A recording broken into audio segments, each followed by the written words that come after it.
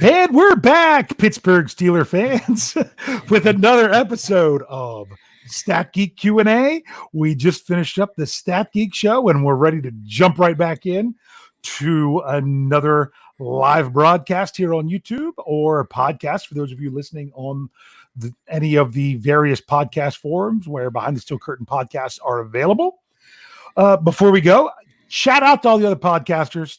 You know, we've got Jeff Hartman, Brian Anthony Davis, Lance Williams, Tony Defio. We've also got our audio podcaster, Michael Beck,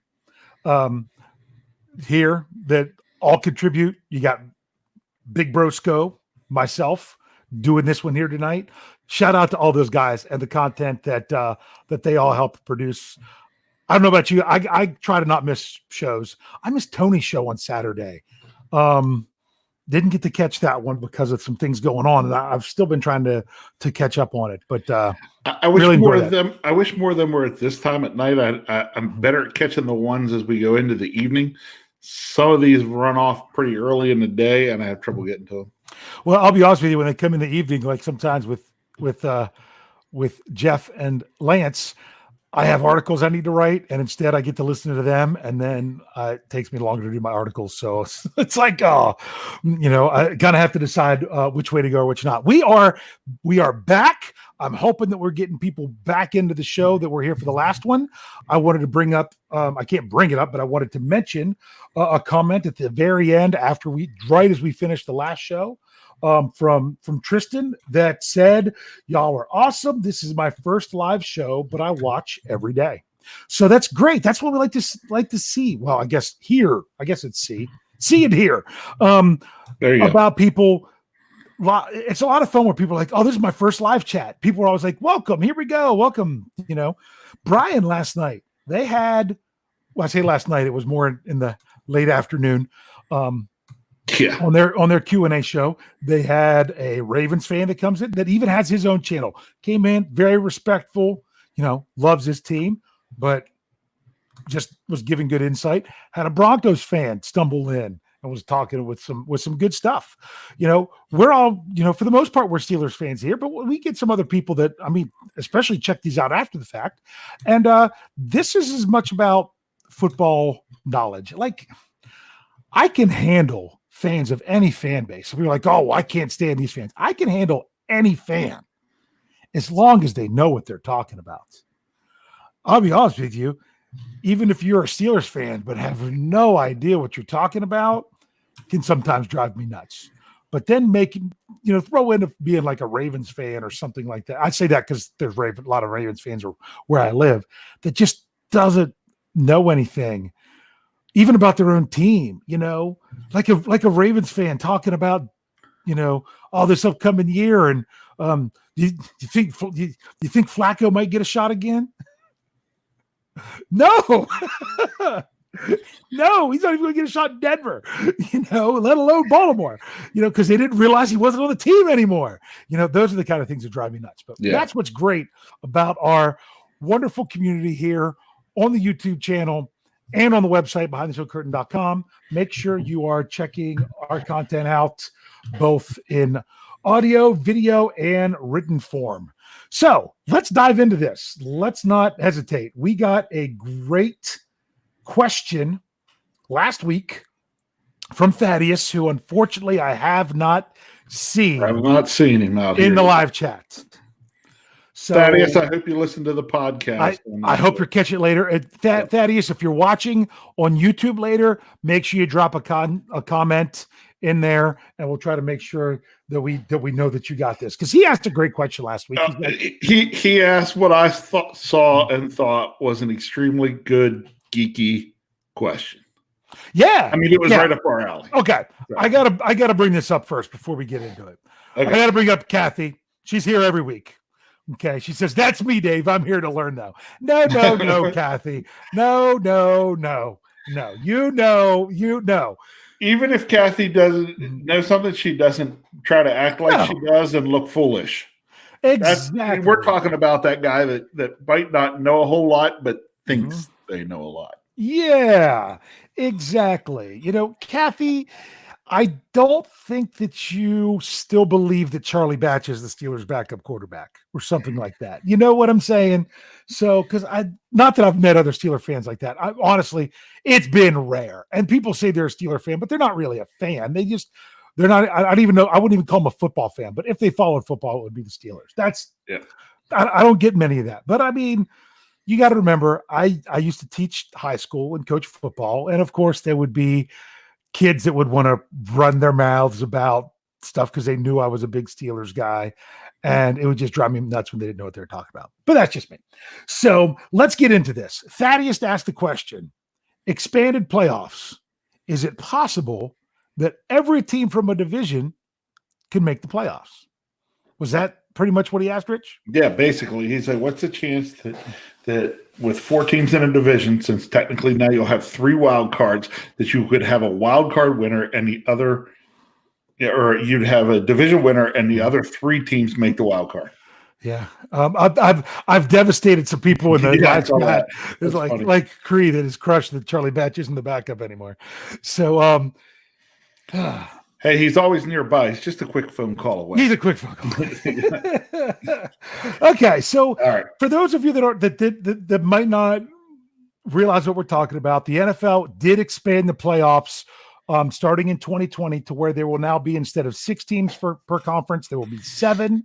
That means you'll have your 4 division winners and 3 wild cards. There has been plenty of times in the past, and I actually have all those times listed here, ready to go, where both wild cards has come from the same division.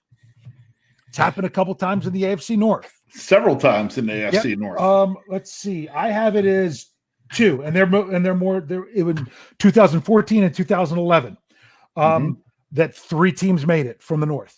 Yep. They're not the only ones that have done it. The question is, what about all 3 teams?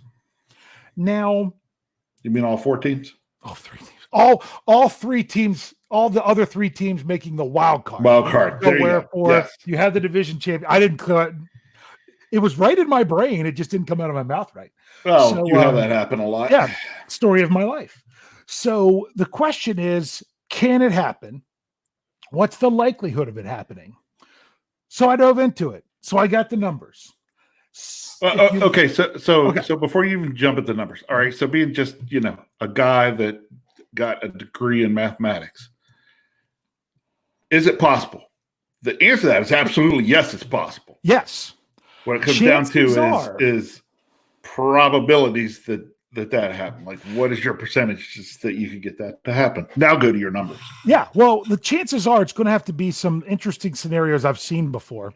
And what I've looked at is your division winner is probably going to be your 4 seed or at best your 3 seed, because you need to have the best chance for this to happen is for a lot of the teams. I mean, a lot of the teams to split with each to go other 2 and 4 in the division. Yeah, you need to split a lot of your division games, and then it really helps. I mean, if you look at some of these years, you're like, well, why did so many teams make it from one division? Look at the other teams they were playing. They were playing a weak AFC opponent and a weak NFC opponent.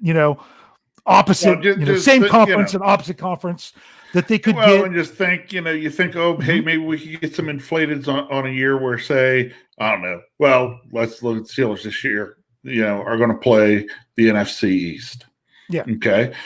They have, none of those teams so totally worry me. That's not a powerhouse division right now. So that's the other place where you get lucky, is that your division would be paired up against that division in the other conference.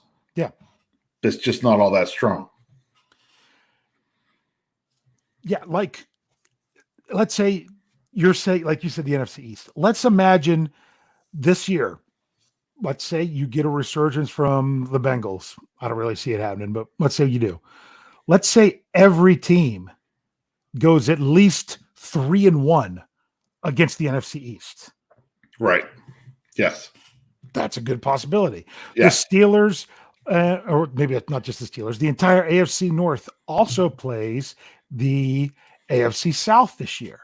Right. Now, the AFC South is not one of those quote unquote down divisions, but let's say that it was like last year, they played the East played the AFC East as well, which you Right. don't know what to expect for the Patriots. The Bills are pretty good, but you got everything else. Let's say that all three teams go 3-1 and with that one as well. Yeah. Then you're all of a sudden looking at, everyone's got a 6-2 record without playing each other. Then let's say you even at worst you go 2-4. You're looking at 8-6 with your two other games out there. Right. I mean, that's a possibility. Very Now, much so. So it's possible. Now let's look at history to see if it ever would have happened. So what I did was this. I looked back through the 2002 season. 2002 was the first year that they went to 4 divisions. Didn't bother going before that because everything's set up different. So let's just keep it to when it was 4 divisions. There has been, 1, 2, 3, 4, 5, 6, 7 times where both wild cards came from the same division. 7 times. 1 year, it happened in both conferences. That was in 2007. Yes. Wow. So what I did in those years is I looked at, okay, let's just go back and see, how did that 4th place team look? How did they look? How many times was there a chance that they could have made the playoffs? The answer was a couple. Just so happened to be that 2007 with both of those. So we're really going to focus on that year when we get there.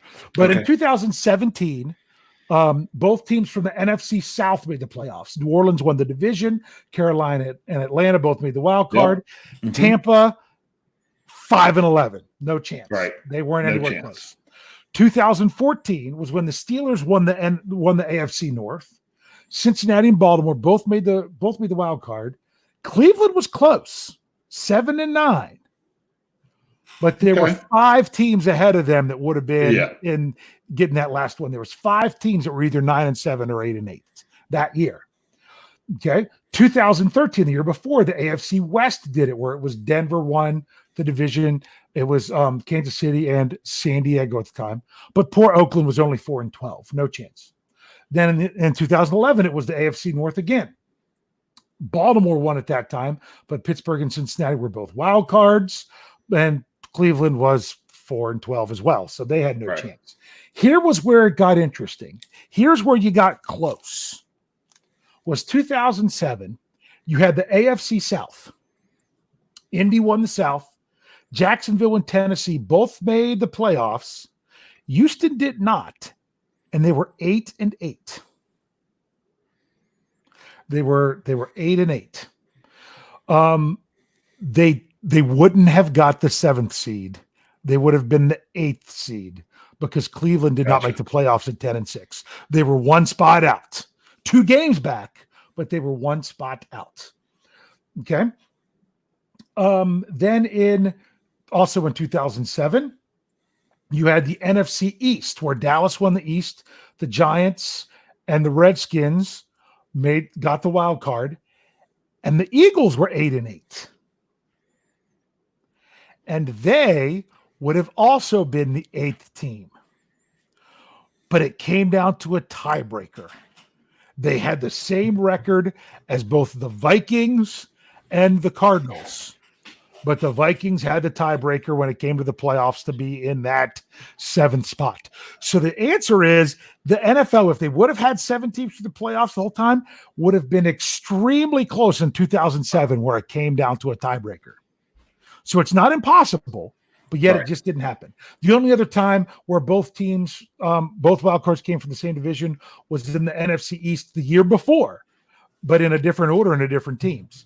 Where it was, so that would have been 2006. It was Philly was first, then Dallas and the Giants were the wild card.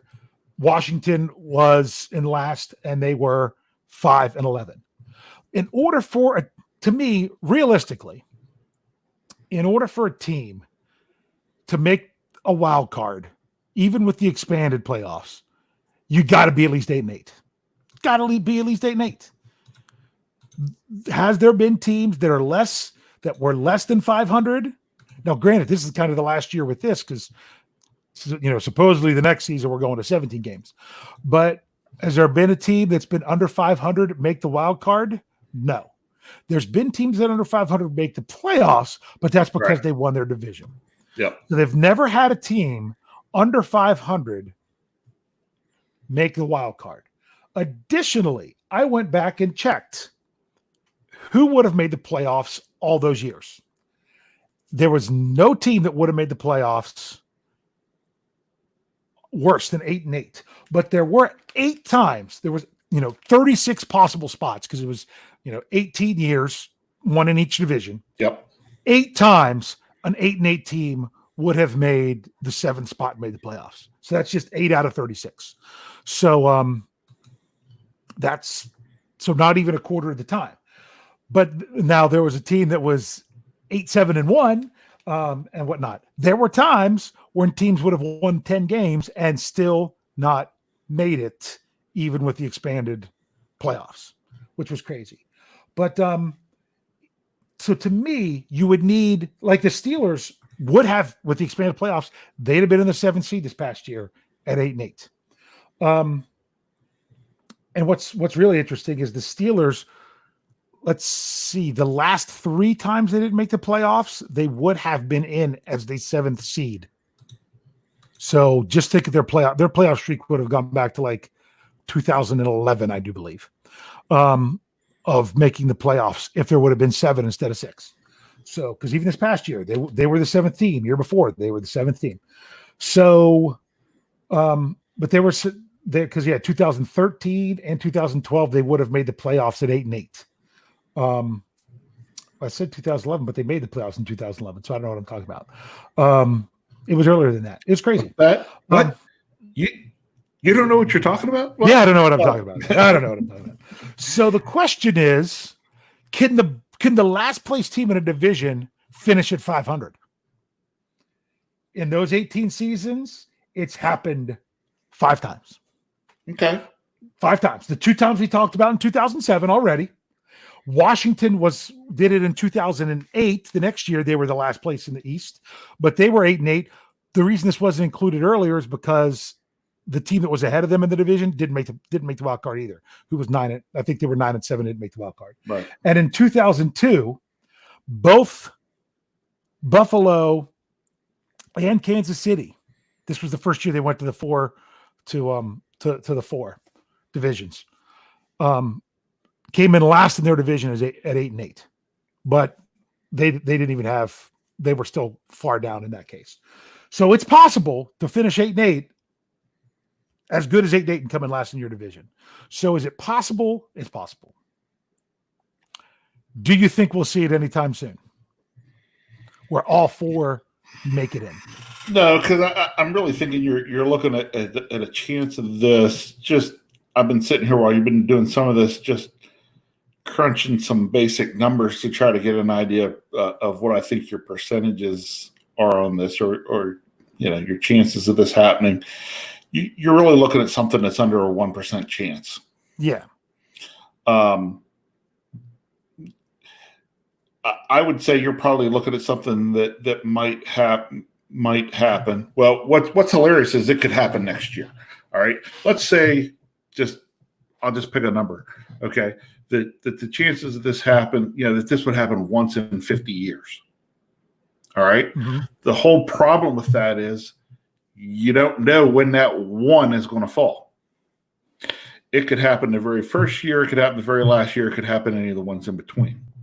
So we're sitting here and we're saying, this could be a less than 1% chance. This could be a 1 in 100 year kind of thing. Okay. That's correct. The problem is you don't know which year that could be. Yes.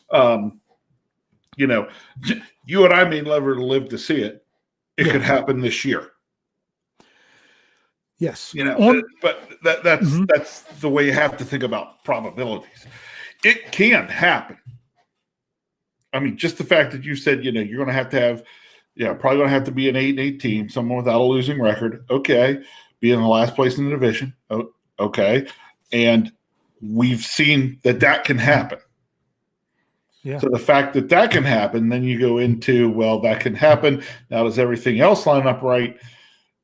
So far, based on the numbers you've thrown out there, it hasn't quite lined up right. Almost lined up right. The one time. Yeah. with the tie break. So yeah, I hope it happens someday because it'll be really fun to talk about if it does. Yeah, that would be fantastic. I don't see it. Generally, if you want to look at it, you're looking at, on average, you're looking at your last place team having about 4 wins.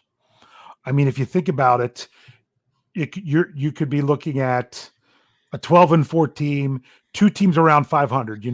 Maybe 9-7, another one 7-9, and then that would be 4-12 left. Just on average overall, lots of 4-win teams, 5-win teams, 3-win teams that are in last place in each division. It's very rare that you can get that perfect scenario. Everything would have to line up right, but it's not impossible. They said that a 6 seed was never going to win the Super Bowl until they did. Until they did. And it's happened more than once now. Exactly. So I think it'll happen. I think it could, like Awesome Stuff says, it'll happen one day. Just it's hard to say how long it'll be. Who knows? Right. It might not happen before they completely change the playoffs again. Maybe they have an 8th team. Correct. Maybe they just do a whole new scenario. You never know how long things will last, but it's possible. I'd like to see it. I still can't get over how many times the Steelers have finished 8-8 and out of the playoffs, but we're in the hunt right to the end. It's just crazy. So I'll think about some of these past few years where we've just merely missed the playoffs, as that seventh team, and now we'd be in. Yeah. But whatever. Yes, it is. So we've got, I don't know, what do you say? Probably about at least 15 minutes or so. 20 minutes, yes. I'm getting ready to type in, questions or comments about things for the live chat. You guys know me. I don't make it super far because we stop. I do the ones that come up. Unless you use the super chat feature, which you by all means may use. You type in your comment. Hey, hold on, because I got a question that popped up there already from Blitzberg. I think they must have Blitzberg. I'm hoping you missed the very beginning part of the show. Where are we talking about worst case scenario? Not talking about it for the Steelers. We were the question we were looking at. Somebody brought up last week was, is it possible with the new playoff format that all 4 teams from a division could make the playoffs? Yes, we were just looking at the probability, possibility, if it could happen. We're not talking about this for the Steelers. Right. We're just talking about going to be an issue with our on Steelers. The numbers. Can it happen? Mm-hmm. Yes. As Steeler fans, we want to win the division. We want to dominate everybody. We want to win Super Bowls.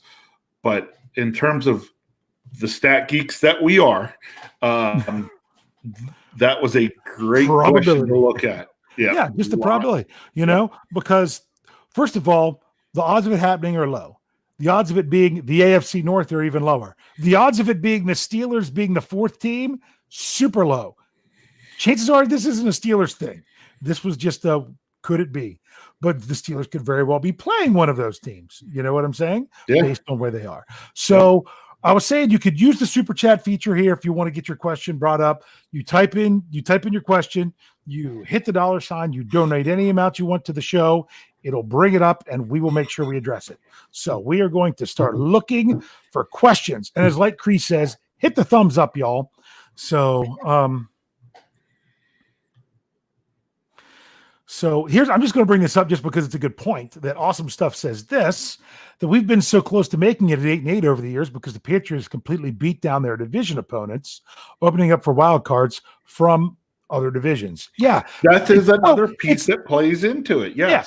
And it's not just the Patriots and how that goes. It's disparity in the AFC. That there are some. I mean, the Patriots have run away with the East last year. Finally the Bills gave them a run for their money. But it's not always just the East. But you get that division where there's one good team and that's it. Everyone else is out of it. Yep. So when you have, So you have 16 teams in a division. When 7 of them are just not competitive, you're looking at a couple middle of the road teams that are fighting for that last spot. Yep. So here we go. You got 2 thumbs up from Steelers Pittsburgh. Yeah, I saw that. Just thought I'd throw that up there. I Okay. should. George asked a question I don't know that I have the answer to. I was reading the I'm certain. It's not that I don't have a clue. I'm fairly certain it does not. That the Hall of Fame game. I think that is correct. People want to. I should read the question for our podcast listeners. Yep. If there's a Hall of Fame game, if you buy a ticket, does the ticket include the induction speeches? No. The induction is on Saturday, where the game is on Thursday. And I'm pretty sure they're 2 separate tickets, but I can't say for sure. The Hall of Fame is still hoping to do all these things. Frankly, if the Hall of Fame game doesn't happen, it's going to, it might be disappointing to some people, but more importantly, I'd really like to see the induction happen. Okay. Yes, I did an article on the odds of this. Is that Cypher? I guess it would be Cypher. I don't know. He says about Ben, the comeback player of the year, from the website that I get a lot of the statistics from, which is Bet Online. He has the best odds, 5-2 odds of winning comeback player of the year. It generally goes to a quarterback more than anybody else. Does not have to be someone coming back from injury. It could just be coming back from adversity. This past year's winner was Ryan Tannehill. He was not hurt. He just was not good in Miami. So, so here we go. I skipped a little bit, of course. So we have somebody else happy. Matt O'Grady caught it live. Woohoo. So there you go. So this was a question that was brought up in the last show with the live chat that I saw, and I'm glad he typed it in again. So we'll address this real quick. This went crazy in the live chat with the last show. What do y'all think about Matt Canada? I've seen good things on BTSC, but have seen a high level of skepticism on him on other sites. Please elaborate if you can. Do you want us to go first? Or you want me to go first? I was going to put it in simple terms. Okay. Okay. There's always going to be homers and haters. Mm-hmm. Okay. Just, you can take a positive or negative look at any single thing out there. We can look at it every single draft pick. We can talk about the ups and downs. We can talk about every coach they bring in, the ups and the downs. Okay. The question really just comes down to what do you want to focus on? Yeah. I didn't know a whole lot about Matt Canada, but as I started to look into it, the first thing that ran through my mind on the positive side was I think he's really going to help be able to scheme things up a little bit and might be able to add a bit to our running game because of it. Yeah, it's funny you say that because he's the quarterback's coach. But here's what's interesting. We found this out last year that the Steelers don't officially designate this, but they have a run game coordinator and a pass game coordinator that's not their offensive coordinator. Last year, that's a great question who that was. I mean, it was Munchak the year before with the run game. Was it Surratt last year? Was it the new running back coach? The only person who had been around of any significance for a while was the tight end coach, but I don't know if he was doing the run game. I'm pretty sure he wasn't their passing game coordinator because they barely used the tight ends in the passing game last year. That just didn't make sense, and that was another thing that you had to ask. Was that a big deal? Another issue with the passing of Coach Drake did he help as part of the passing game coordinator? So you bring in an additional coach as a quarterback's coach. Is he going to be one of those roles? Maybe, maybe not. Here's my thoughts on Matt Canada. I am just glad that the Steelers have brought in someone who will hopefully be a competent coach as a quarterback's coach, because my goodness, if the Steelers decide that they're going with young guys as backups, which Kevin Colbert came out and said, that's what we did. We made that decision with Ben Roethlisberger. Yep. We wanted veteran backups when he was younger. And as he moved on, as he became more of the veteran, we wanted more of the younger guys as backups. If you're going to do that, you got to have a coach for him. You do. You've got to. End of story. That's part of what hurt. That's part of what hurt our two guys last year was not having a quarterback coach. Because they had a quarterback coach, but he was also the offensive coordinator. Correct. They needed someone then having to devote his time to coordinating the offense. Exactly. I understand how this works. As a former high school football coach, I was also a former high school track and field coach. I was a throwing coach. I coached the shot put and the discus. And then when I also coached a little bit of college, I also coached the hammer because I threw the hammer when I was in college as well. There was a year where our head coach moved on to the college level, and they asked me to step up and be the head coach of the track and field program. It was the only year I did not send one of my throwers to the state meet. Only year in all my coaching. I didn't get to focus on them nearly as much because I was having to deal with everything. Yep. That's what I look at when it comes to Randy Fiedner also being the quarterback's coach. So there's that. I also don't look as Matt Canada. I mean, we've talked about it on podcasts before, and I've talked up about Matt Canada. I think we're all going to be a little bit disappointed because I don't know how much they're going to use him. I know Kevin Smith, also known as Cliff Harris, is still a punk, a writer for our website who does great in-depth analysis. He's a high school football coach. He likes what Canada could bring and what he's seen from his systems. I just don't want Steeler fans to get overexcited if they're almost treating him like he's the offensive coordinator, but he's not. He's not. And part of that is because, the Steelers brought in an extra secondary coach last year with Coach Austin, Terrell Austin, and instantly their defense got better. Well, part of that was they signed Steven Nelson, they brought in Minka Fitzpatrick, and it got so much better. But a lot of that was like, did it also help having another coach? This helped the defense overall. So I would say, as a Steeler fan, I would be cautiously optimistic, very optimistic that there's going to be someone else bringing in their views to this, but don't get the cart too far in front of the horse. It's not like he's going to come in and instantly change everything in the Steelers offense. He's the quarterback's coach. Yep. So you just kind of got to look at it that way. And I'm sure the live chat's probably had an awful lot to say about that since I've talked about it so long. But there was a good bit of stuff on down there where some folks were weighing in on that. So,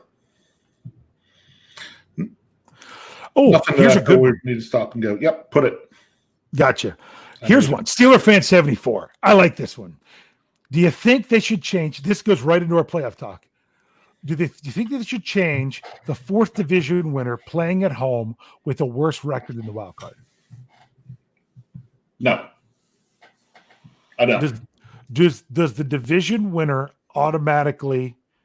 In other words, what the question really comes down to, and this is something I could see them considering: do your top 4 seeds automatically go to division winners, or do you definitely have the division winner make the playoffs, but you don't necessarily have them seeded 1, 2, 3, 4, and then the next 3? That only works if you go to it would totally change our system, and it would basically do away with divisions. Divisions wouldn't matter so much anymore. It could. Well, I see that. I could see that. Let's just say this. I always look forward to the Steelers winning the division because I know they host a playoff game. It's very rare where this happens. It does once in a while, and the talk about it really fires up when you get a team that wins the division at 7-9, and they host a wild card team that's 10-6. I misspoke. It's not that it's that rare. It's not that rare because what I said, I was thinking more of that. It's very rare when you get a division winner that doesn't have a winning record. But this is what I was thinking of. It's not all that rare for your wild card spots to have more wins than a division. It could just be one. When there's a huge discrepancy, I mean, think about this. There was a huge discrepancy. I'm not even going to try to get the year right because I've blocked it out of my memory, where the Steelers had won. I mean, how many games did they win? 12 games that year, but were a wild card and had to go play in Denver. Yeah. Let's not talk about what happened in that game. But a lot of people were like, the Steelers had won like at least 3, if not 4 more games than the Broncos that year. But yet they had to go to Denver to play that game. So I could see it. I'd never want to get to a point where the division winner doesn't make the playoffs. I don't ever want to see that as a point. Right. And So that's why I'm saying that, honestly, I think you kind of leave it where it is right now. And now I'll also say this. If we would have wanted a home game that year, we should have won our division 12, but unfortunately 12-4 wasn't good enough to get it done. But as a 12-4 team going to play in Denver against a team that was 9-7, if I remember correctly. it was either 8-8 or 9-7. I think they were 9. I think they were 9-7. I'm sorry. I don't care that we had to go there. We should still win that game easily. And I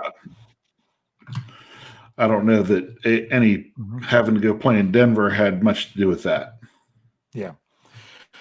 Yeah. So, I mean, let's just say this. If I don't feel like they have to make the change, but if they did make it, I wouldn't throw a fit about it. I think that's the thing. If it was my decision to make, I don't know. I'd really have to dive into it more because I can see it both ways. I really could. Ezra wants to know who stays healthy, Ben or Connor? Ben. You know what? Just based on position. Yeah. Based on position, the answer is Ben, but I put my homer hat on and say both. I put my hater hat on and say neither. Yeah. So that's just, Lance would probably say neither. Couple answers real quick. Reed said to answer the question about the Hall of Fame game, you have to buy the package. Cree followed that up to say if you buy tickets to the game, or if you buy an induction ticket, you can bundle for the game, or vice versa, that you could do it as a package, but it's not one just automatically includes the other. I wanted to grab the question that was in between there. He said, sorry, he missed so much of the show. From Matt O'Grady, he says, why so down on McFarland? Are we really down on McFarland? Like, I was down on the pick at the time because I'm not so much down on the player now. I'm not down on the pick anymore. I think there's a real place for him on this team. Yeah.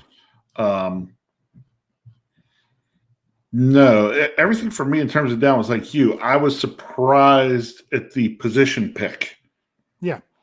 I was surprised that the position was taken at that point. Yes. That was me. But like I said, I think the Steelers took that position at that point because they felt that they were getting a much higher value than where they were picking it. Correct. And I think they had him in mind, and that's why they didn't consider other things earlier on. And I think he's really going to get he's going to really get an opportunity to showcase what he can do. He's going to get the chance to show what he can do. And if we are lucky, he shows very well. Yeah. But here's what we have to remember. Just because Steeler fans and even Steeler press is talking a lot about one given player doesn't mean the Steelers are interested in that player one bit. Everyone was so sure that the Steelers would want J.K. Dobbins if he was available. That's only because the fan base wanted him.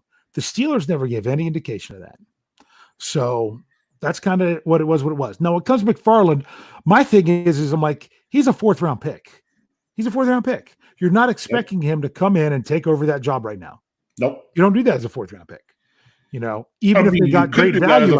You could do that as fourth round pick, but it's not expected of you. Yeah, it's not expected of you. He's got to come out. I mean, if he comes out and shows that the Steelers can't keep him off the field, just like we were talking about with Kevin Dotson last show. Yep. That's a great problem to have. Yeah, that's your money pick in a fourth round. I mean, if you have a fourth rounder that even as a rookie, or even if it was his second year, if you've got a fourth rounder that you can't keep off the field, that's a great pick. That's a great pick. So not really down on him. I just don't have a lot of expectations. So guess what? Low expectations means let's be pleasantly surprised. So let's see if I can find my live chat is free. I know it's going to skip on me any second here. I can just tell that it just nothing loads, and then boom, here it comes. 10:22 p.m. is Ezra again here. Mm-hmm. You have one there? He's yeah. Was that the living in his fears? Yes. Because he said we kind of just addressed that. Hate to live in my fears, but should we have drafted J.K. Dobbins or addressed the backup QB position? Backup QB position? No. Because were you really going to have an upgrade? Correct. There was drafted. There was no in the draft. Correct. If he's talking about the draft. Yeah. I already mentioned the whole Dobbins thing. Just because fans wanted him didn't mean the Steelers had any intention.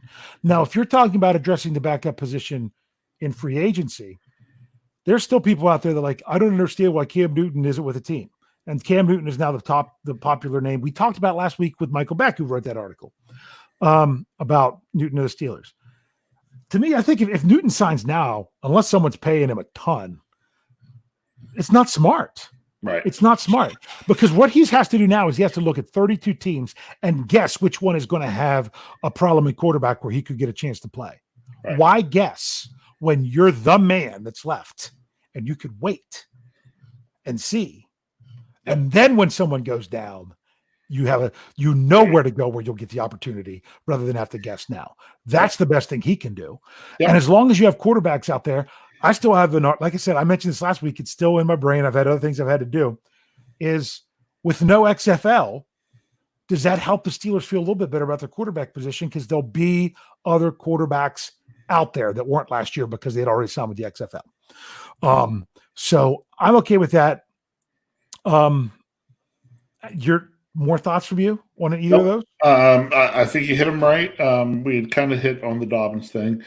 And backup quarterback, there was no way to do that in the draft, picking where we were. We were not going to get an upgrade picking where we were. Yeah. And if it wasn't going to be an upgrade, then why?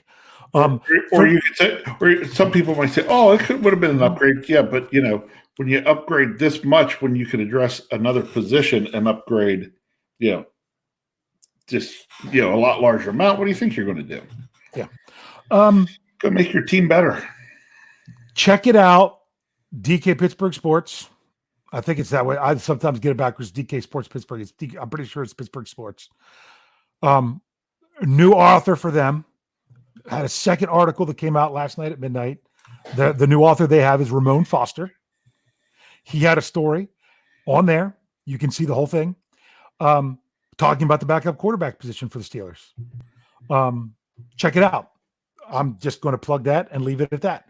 I'm going to go to Reed's question. We only got a time for a few more here. He says, are we going to stand pat at ILB, or do you think an addition will be made? I was convinced Barron would be back until we gave away his number. The Steelers don't generally do that to guys they want back. That's true, because McFarland now has 26, which Barron had last year. You want to say anything first, or do you want me to answer first? No, go ahead. When it comes to inside linebacker, Jeff Hartman is when we did the show on the preview from the article that we did together about projecting the Steelers 53-man roster, his prediction would be there would be somebody else that was brought into that position. I could totally see that. I could. Steelers are putting a lot of eggs in the Ulysses Gilbert III basket. That's pretty cool too, if he pans out. Mm-hmm. But the only two guys they really have are him and Spillane. One total snap on defense last year from either one of them. So, and that was Spillane, and I'm pretty sure that was the last week. Might have been 16. I can't remember. My answer is if they don't, it's because they have something else in mind. Yeah. And that something else in mind might be when you go to dime packages, it being one linebacker on the field. Meaning one inside linebacker. Right. They might play more one inside linebacker sets than anything else. That could be the answer, is using other secondary personnel if they don't address it. If not, then that's just going to be one of those things that you hope for the best. So, but it would not shock me if they address the position at all. Right. Okay. So I'm still trying to catch up a little bit. I'll see if I can find just a couple more here before we call it a show. Once again, live chat. Love you guys. I had seen one and lost it, and now I can't find it again. I'm trying to remember even. Mm-hmm. Well, it's funny. I'm going to bring this up. Yeah, no, I remember what it was. Okay. I got this one first. Okay. Where Blitzberg said, Ben is the QB, so Fittner will be the offensive coordinator. No. You got that wrong. Ben is the QB, so Ben will be the offensive coordinator. Yeah. No, nothing against Fiedner. Honestly, and that's the thing. I know we criticize Randy Lane a lot, but as much as we can criticize him, there's also strengths there too. I don't think he's a diverse innovator that can do anything with anybody. I think if you have the right people for him, which is Ben Roethlisberger, that he can do well. Because if he couldn't, Ben wouldn't have wanted him to be the OC in the first place. Right. That's just my thought. Okay. I remember what it was that, and I'm trying to remember who brought it up, and I'm looking to see if I can even find it again on here. If you can't, we'll just discuss it. Okay. So it was about, do you see any particular player on the Steelers breaking out and having a ridiculously good year, like a crazy year this year? And the first thing I thought was what we talked about, you and I, off the feed here, was your hot take story. Well, you mean I said at the last show my hot take, my Benny Snell hot take. Yes. Yeah. Oh, here it is. It's 10:33. It was Brian Harrington said any one of our RBs could break out, and any one of our RBs could break out and excel this year. And when I read that thing, I thought, oh yeah, if any of our running backs could break out, maybe it's could Connor come back and could Connor make argument for a comeback player of the year, or do you get your Benny Snell hot take? Sure, and we could have it. Yeah, I finally found the there it was. Yep. Okay, so I mean that's the thing I keep bringing up is like Benny, since 1990, I can't remember. It's whenever Tim Worley, who was drafted in the top 10, since the year after him, the only rookie running back to have more, or Pittsburgh Steelers rookie running back to have more yards than Benny Snell did last season was Le'Veon Bell. Yep. But Snell also got more carries. He got 100 carries, and that's because they had faith in him, and it's also because they needed him. So I mean, it's so crazy. Like we like to give Lance a hard time because they say Lance has already written off Benny Snell, but we got Lance to admit that you can't really judge a draft pick for the first 3 years. So don't judge Benny on his first year. For those of you that missed the first show, I was talking about the article on the website that was about what's your Steelers hot take. My hot take was James Conner has a great year. James Conner gets dinged up late. And typical, this is what happens to the Steelers because it happened a lot back with Bell, is he'd be available all season, then all of a sudden he's not there for the playoffs and they struggle because they don't know what to do in the playoffs. Don't see that as a problem this year because I could see Steelers ready to make the playoffs. Conner gets dinged up. Snell comes in and is the primary guy in the playoff run. Averages 125 a game. Notice I say averages that much a game because I have them playing multiple games. Then because of that, he turns around is in the man in 2021 and rushes for 1,500 yards. So that's a hot take. I'm not saying it'll happen. I just like it as a hot take. It's something crazy to throw out. I know we don't have much time left, but there's one more I want you to bring up. Okay. 10:40. In case you guys are wondering, Rich doesn't have the ability to click on them, or else I wish he did. Or else I'd just bring them up. 10:41 p.m. Cree has a 10:41 Cree. Here we go. Yep. Good old Cree. Yep, that's part of the reason I got in there. But Cree asks us both what I think is a pretty decent question here. I'm looking for the gray. Dave and Rich. I know we had a green icon. Which defensive acquisition this offseason draft or free agent has the biggest impact this year? Defensive acquisition. So someone who was not on the team team last year that is on the team this year. Well, there isn't very many. There's not a whole lot. There's not a whole lot. I have it narrowed to 2. Why don't you go first? Because you'll probably take one of them, and then I'll take the other. Okay. I'm going with third-round draft pick, Mr. Highsmith. There you go. That was one of my 2. Even though it's going to be the Bud and TJ show, they're not going to be out there all the time. He's going to get snaps. But the other place where I see he could really have some impact is if he plays some special teams. Yes. Just the way this guy's got a motor, I see the possibility of him I expect to see him force a fumble or 2 on special teams. Yeah. I would, I had to write an article about it. I don't see him in the live chat today, but I was in the live chat on a different show. Can't even remember which one it was. Might have been Homer and Hater. and I was scolded because I said that Highsmith is an upgrade over Chicolo, and I was told it's impossible for him to be an upgrade because he's never played a snap. Because Highsmith can't be an upgrade. He's never played in the NFL. You can't say he's an upgrade. Well, I'm like, he's an upgrade based on draft pedigree. You know what I'm saying? That you take the guy in the 3rd round, you're hoping that he's an upgrade out of the 6th round pick that you let go. Well, Dave, there are probably some people out there that would say, we could suit you up and be an upgrade over Chicolo. Well, yeah, that's what I'm saying. But I'm like, with the same philosophy, you're saying that Chase Young couldn't be an upgrade over Chicolo. And he was the number 2 pick in the draft because he's never had an NFL snap. I don't feel that way. But I understand that people could say that. I understand. And some people, I'm like, Chicolo had half a sack last year. If Highsmith gets 1, he's an upgrade. There you go. Yeah. So let's wait till he gets his first sack, and then we can say, yeah, he's an upgrade. So I'm going to give mine. My other one is going to be rotating in on the defensive line, newly acquired from the Baltimore Ravens, Chris Wormley. Yep. That's a good one too. He's got NFL experience. Yep. That they can go with. So and he's going to be given the chance to potentially make immediate impact. Yes.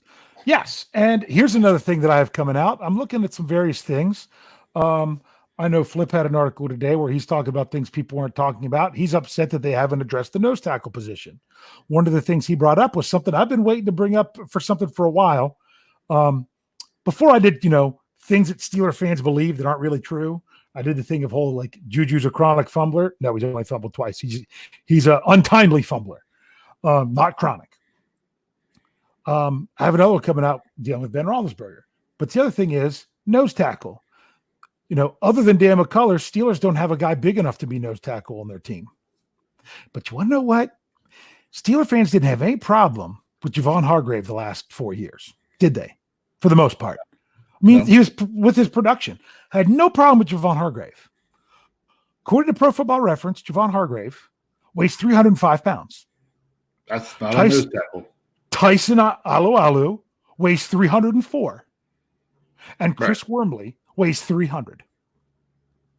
Mm-hmm. So if Hargrave was fine enough and still was good, you can't say that those other guys aren't big enough because they're this, you could say, well, they're a little bit taller than Hargrave. Hargrave is a little bit short, Daniel McCullers is taller than all of them. Granted, he's 50 pounds heavier, but still. So you can't say height is bad and then say your other option 6'7". So you can't have it both ways. So saying that you don't have a nose tackle on the roster, Mike Tomlin said it himself. You've got guys that are nose capable, and it worked with Javon Hargrave that played nose and could also play defensive tackle. My thing is get your best guys out there. If it's Alualu, if it's Wormley, whoever, if they're better than McCullers, don't play McCullers just because he's big and plays the position. Put the best 3 guys out there. Yep. You might even see Cam Hayward go down there, and if he's got a good matchup, because he lines up inside sometimes depending on things when they're in some package, and he's then they only have 2 defensive linemen. He'll line up inside the guard, so you could see anybody. So, right.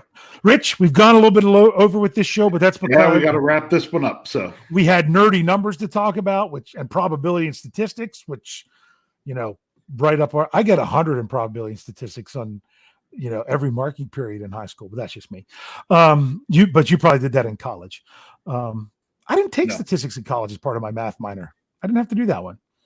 No, mine was an elect. You know what? I take that back. It was not an elective as part of my major. That was one I had to take. Yeah, you had to take. I didn't have to take it as a minor, so I was more physicsy, math stuff that I did. Yeah. So, anywho, let's stop geeking out on that. So we did our cool probability stuff. We took some great questions from the live questions chat. In the live chat. Great questions. Again, as always, thanks to everybody out there in the live chat. Great to see some people that made it for the first time. That's wonderful. Yeah, there's been some folks a few folks in there that I don't see too often, and they had some good stuff, and that's what we like. Come in and just be a part, and bring it. Yep. And we'll answer it. So, Thaddeus, this show was for you. Sorry you couldn't make it live, or if you could, you just couldn't type. I hope you got to check it out and get the answer to your question. Make sure you're checking out BehindTheSteelCurtain.com, your one-stop shop for all things Pittsburgh Steelers. Lots of great content from a lot of different people. Make sure you're liking the show and subscribing to the channel, turning on those notifications, and you'll know when we're going on. You'll know when Jeff and Lance is going on tomorrow night for the Standard is the Standard. You'll know when we're going on with the Triumphant Trio, hopefully Thursday for the Steelers preview. And you'll know when Lance is going, because you never know with Lance now on Fridays. Yeah, I said it. Sometimes it's the afternoon, sometimes it's the evening. It kind of all depends. You'll know exactly when Tony starts his show right around noontime with Steelers Brunch with Tony on Saturday. And then you'll know when the Homer and Haters coming on Sundays, usually in the afternoon.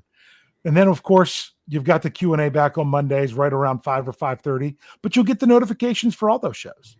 For those of you listening in podcast form, thank you very much. Leave that positive rating anytime you can, and that would be great for us.